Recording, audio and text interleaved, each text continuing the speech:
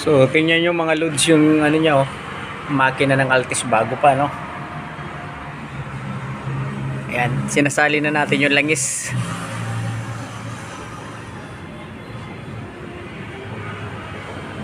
Bagong bago pa si Altis. Ubos natin.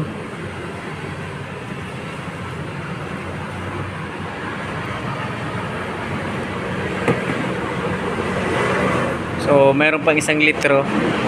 Kasi 4.5 ang laman nito. Ang laki ng makina nito. Oh.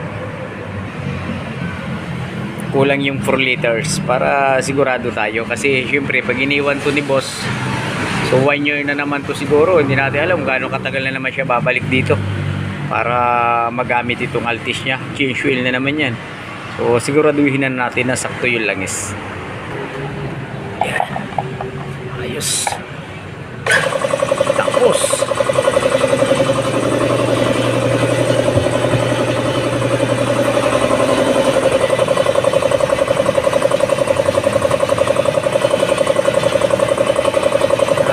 chichikin natin yung aircon filter niya, no?